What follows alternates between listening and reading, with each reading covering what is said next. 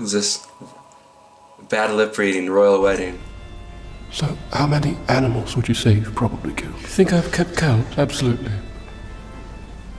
1,693 giraffes.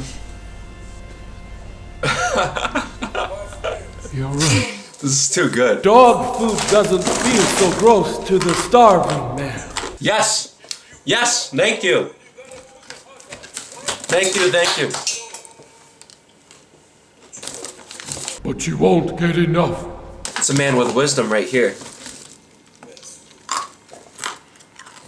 You know, I have a surprise for you. Okay. It's a golden unicycle. I don't want that. That present is a fail. Man, it's on point. The lip, it's synced perfectly. What a great video. I love that. What else is in the news? Two brothers are in jail tonight awaiting trial for allegedly robbing a bank in Grand Rapids. Oh, this isn't my city. That's the guy that came over. The Huntington Bank here on 44th Street east of Kalamazoo Avenue was robbed just after it opened the morning of October 25th. The robber handed a note to the teller that read, quote, "This is a robbery. 50s and 20s, no die pack. Put money in bag or we will harm. Praise Allah." Praise Allah. What's up with the praise Allah? Like, that's gonna win people over to your religion. Give me a break. When police came to investigate, they noticed the robbery note was written on the back of a federal probation office document. The FBI became involved. Investigators were able to track the document to a probation office where 26-year-old Dominique Darrell Sterling's older brother Michael was there for an appointment on the date written on the document used in the robbery. Smooth. Very nice. Very nice. Police were also able to track the younger Sterling's cell phone, which showed he traveled from his home a half-mile away to the bank, and that the phone had been used to search information about how to perform bank robberies. Praise Allah for that. In 2009, the younger Sterling was convicted of robbing a Taco Bell. Oh, Taco Bell? They robbed Taco Bell. Oh my gosh. It's personal now. It's personal now. Don't mess with Taco Bell. Allahu Akbar. See, that's what I hate. These people, these wackos, they do some terrible crime, and then they go to prison, and then they get out of prison, and they do the same crime again. It's like, what does it have to take to stop? These people are a threat to society. Get rid of them. Keep them locked up. Throw away the key. Lawmaker, it's okay to sell homes to gay people. Oh, it's not okay to... I read that wrong. He can't even read. Dana Robacher. German. I mean, I don't know if that's really what he said. Because of the headlines, sometimes the media twists words. I like his style. He's pretty gangsta. I certainly believe that people can choose whatever lifestyle they want, but people who are religious and have strong convictions about some things that are moral and not moral, they should not be forced to do business with those who they think are involved with immoral acts. Okay, a couple points on this. What if someone is a homosexual, but doesn't act on it? Then he's assuming that if they're gay, then they act on that. So that's a question I would like to pose to him to see his opinion. But I respect that opinion. But it's just why, like, I mean, why would you not sell if you're selling a house? Why would you not sell to a gay person? Like, big deal. It's still money is money, you know. I can't imagine someone being like, hey, I want to buy this house. Oh, I'm sorry, you can't buy this house because you're gay. What someone is willing to do in the bedroom. To be denied housing just for liking penis when some other guy likes vagina. I mean, big deal. You know, everyone has their own personal tastes, and so I think that's stupid. Look at this guy. He goes above and beyond to save the little child who is dangling from the balcony. Man, that's amazing agility right there. Meanwhile, the other person's struggling to get him, and then this dude out of nowhere just like comes flying up. Holy cow, look at the strength of that guy. He's an immigrant. Wow, that's great. He was offered citizenship and a job for the fire department. What a great asset he would be for the fire department. Just boom, boom. It doesn't need ladders. Ladders? Who needs ladders? I got on top of a door and I managed to pull myself up from balcony to balcony, and thank God I saved him. This guy, that's incredible. And where was the parents when this was happening? How does a little kid find him or herself dangling down from a balcony? That's insane.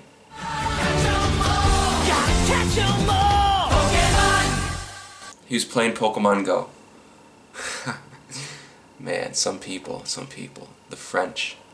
No, the French. I'm not bashing the French. Another YouTube trending. Giant darts. Oh yeah, running shot. Oh, he missed. He's celebrating. He didn't hit the bullseye though, but that looks fun. Can you imagine being hit by one of those? I don't know what they're made out of, but probably wouldn't feel good.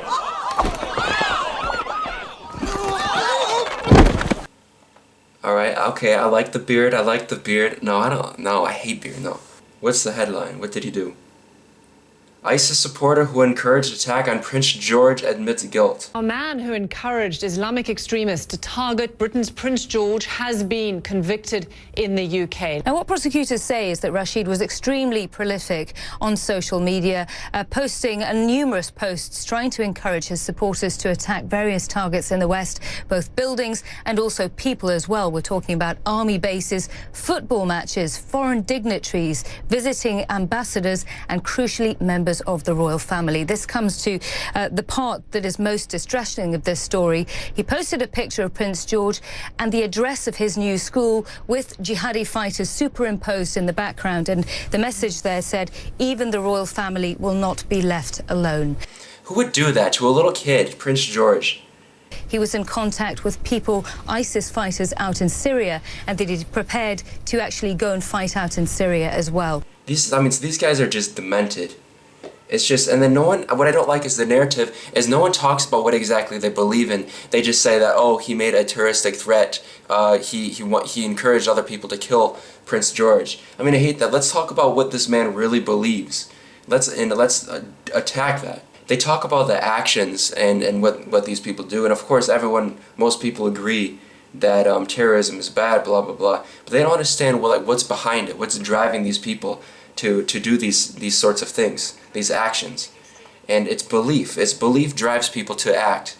And it's never talked about because it's taboo. You know, because people don't want to be labeled Islamophobic or something. We're not talking about Islam per se. We are. I mean, there are lots of people that agree with ISIS's ideology, and they're sick people. Terrorism will send a message. Terrorism is strong. And so it's like, dang, fight back, and fight back with force. Like Prince George, he did nothing to no one, but people want to kill him just to send a message that Allah is so great and ISIS rules and blah, blah, blah. And it's just so stupid. It's like it's a cancer. Radical Islam is a cancer to the world, and I'm just totally sick of it. It needs to be fought with reprehension on all levels, including really breaking down what exactly they believe in. But people don't talk about that, but I'm just sick of it. And I don't like it when people beat around the bush too. It's almost like there hasn't been a large terrorist attack on the United States or in the Western world in such a long time, to where it's like people forget how dangerous these people are when plots like this are foiled all the time.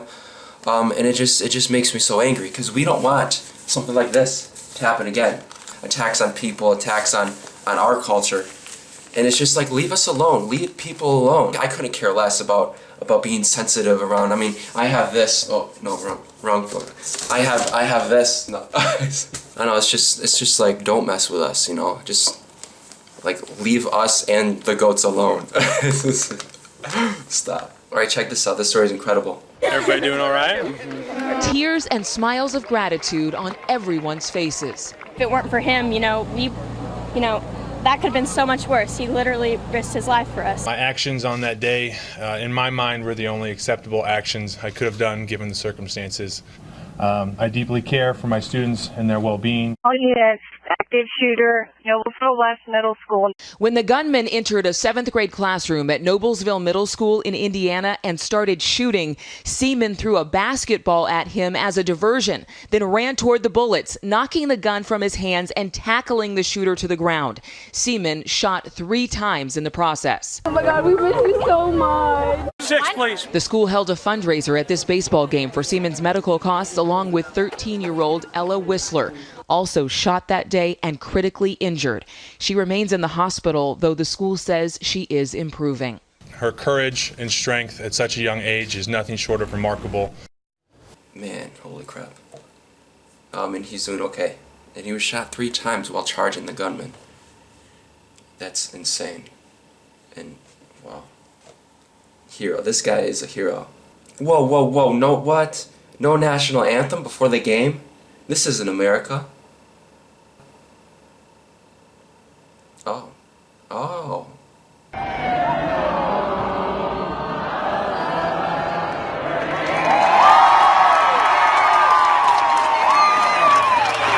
It is America. Yeah, that's America. I like. Photo of graduate waiting for bus goes viral. What's wrong with the bus?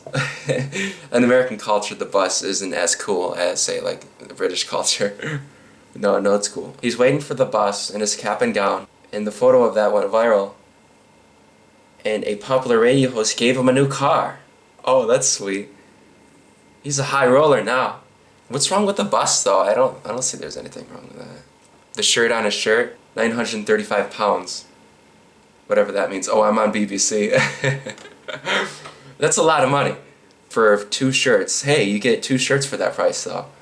I don't know, I could do that. Let me do that right now. I have some magnets. Oh, look, and then some other guy was parodying it.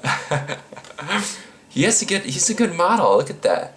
Anyone can do it. I don't know, actually, it's so unique. It's just, first of all, the price point is absolutely ridiculous.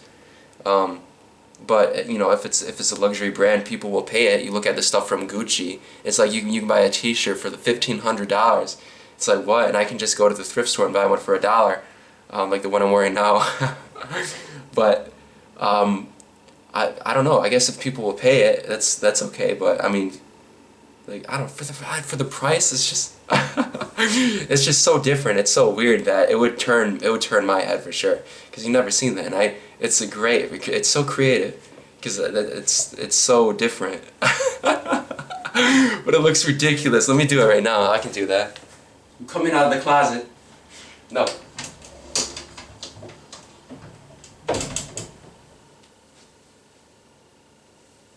Watch this. You guys like? You like my shirt? Yeah, you like this? You like it? Yeah. Yeah, there you go. It's not working out right. You may see a little cleavage here. Oh. A Catholic school told its valedictorian his speech was too political, so he gave it outside on a bullhorn. I see this a lot. It's like people are afraid, and school administrations are afraid of having, I mean, he's the valedictorian. Let the man speak. He's the top dog of the class. He deserves to speak. So I just don't like when schools censor people like that, because they thought, apparently in this case, his speech was too anti-Catholic, or against the teachings of the Catholic faith.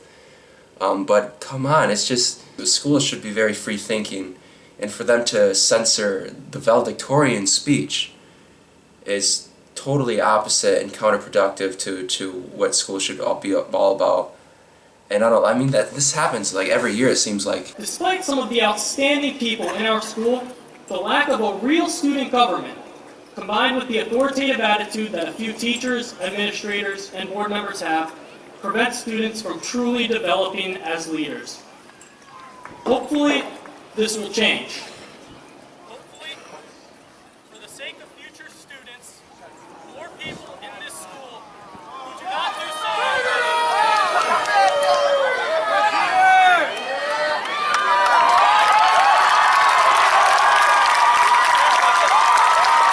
It gives them all a gist of the real world. There are people that aren't gonna like what you have to say. Murdered Russian journalist Arkady Babchenko turns up alive. Did he die? No, he's alive. Wow, that's messed up. Wow. He was reported to have been shot dead in Ukraine, but he showed up alive randomly at a news conference to declare that his murder was faked. Ukrainian security services staged his death in an effort to thwart an assassination plot against him. So, like, what's up in Russia? Is that a big problem with journalists getting hits on them? That's terrible. I shouldn't laugh about that. But even his wife thought he was dead. So once these alleged assassins were arrested, that's when the news broke that, hey, I'm alive. Hey, let's have a press conference. Like, what? He's alive? The people at the press conference, they were expecting an update on his murder. There were interests, you know, this guy was a reporter, so he had a lot of reporter buddies.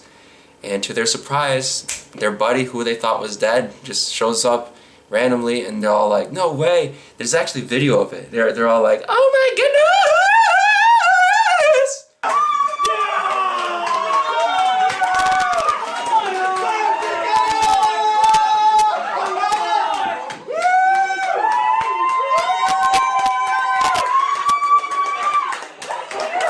Televangelist is asking his followers to buy him a $54 million private jet.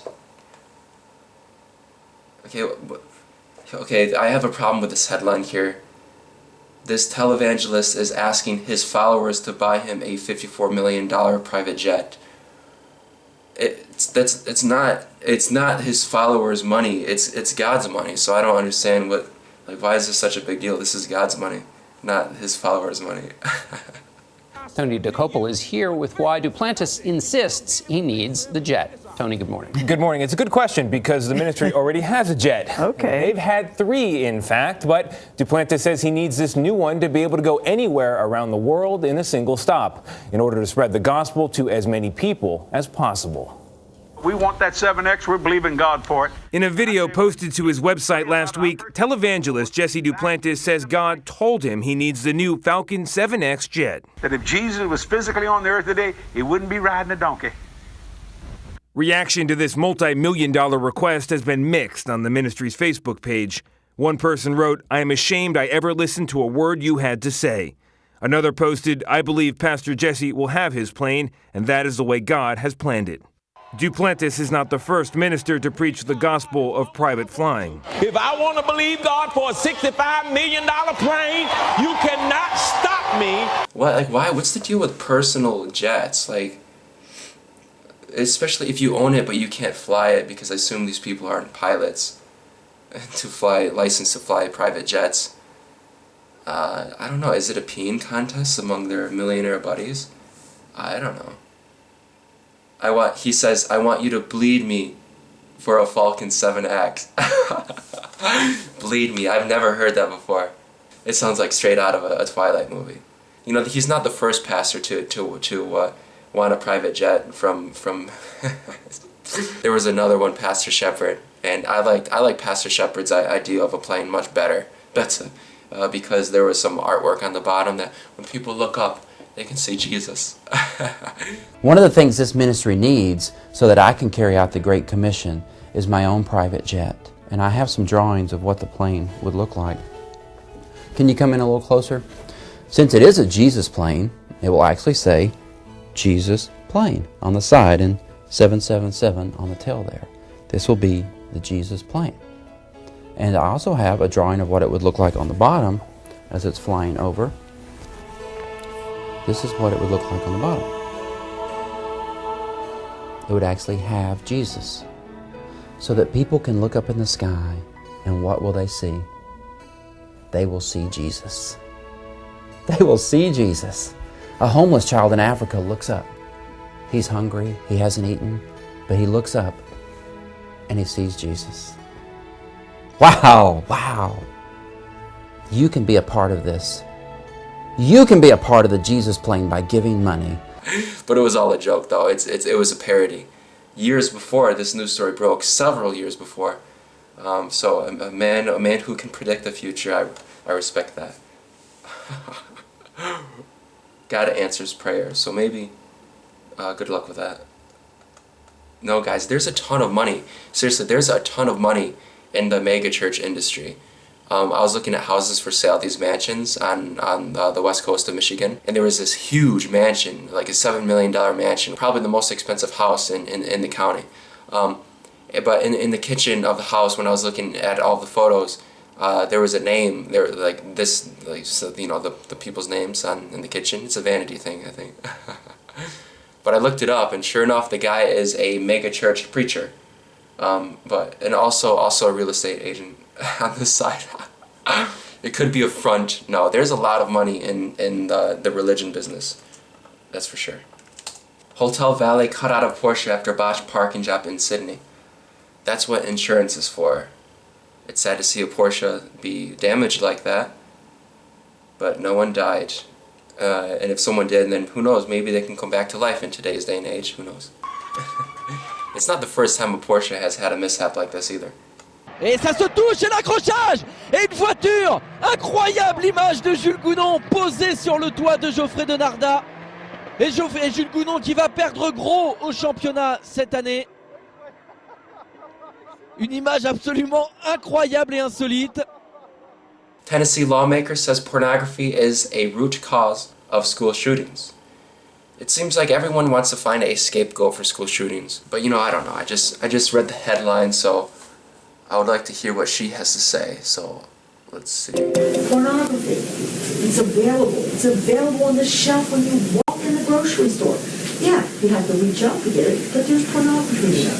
All of this is available without parental guidance. And I think that is a big part of the root cause. What? Is there really pornography at grocery stores? In the aisle? Well, I don't think so. Not where I live. There's just like maybe Maxim magazines and who knows what else, but it's not pornography. And it's like, what? Even if it was, like, it's like, does she? Who goes to the grocery store and buys porn? Hello? I mean, does she not know that it's on the internet everywhere? I mean, what is this, 1989 or something?